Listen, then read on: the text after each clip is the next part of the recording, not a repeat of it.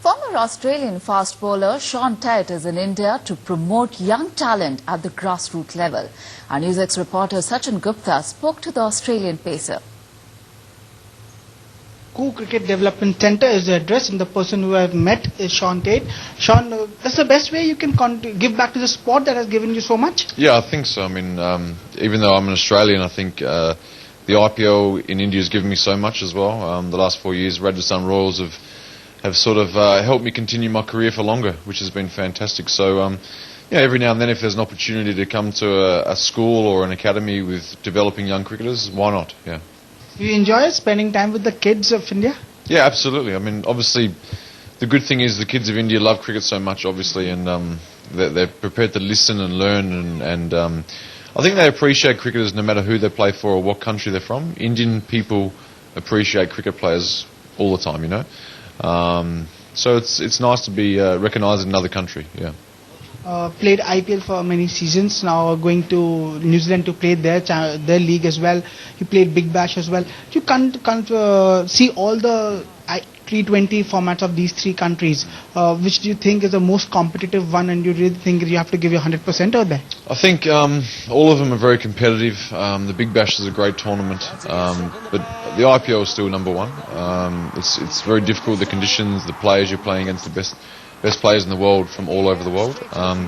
So it stands out amongst the other competitions for sure, yeah. The other competition that is around is India versus Australia, fight for the number one spot. Are you following the series, enjoying that? Yeah, I am actually. It's good to watch two great teams go at it. I mean, obviously, unfortunately, yesterday's game was rained out, but obviously they go into the next game, and Australia one game up. I think 3 games to go. So it's been great to see some friends and Rajasthan Royals players, Jimmy Faulkner, doing well. So entertaining, yeah. End of the day, Australia number 2, India number 1, that's a fight for the number 1 as well. When you consider these two teams, do you think it's a very tightly fought series and people are going ham and tongs when you go, especially with the batting, over 300 scored almost every time? Do you think it's a very tightly contested series? I think so. It's actually become a great rivalry now, obviously India versus Australia. I think hopefully will continue on for years and years to come. But yeah, I mean, it's appropriate. These two teams are number 1 and number 2, and both of them obviously are playing really good cricket, which is what number 1 and number 2 should be doing, yeah. What do you have to say about these two rules? 2 balls, no reverse swing, 2 hard new balls, there's no soft ball that people cannot just go and thrash it around, and even for the reverse swing it has completely gone. Yeah. What do you have to say about these 2 changes, especially with the fielders also all coming in?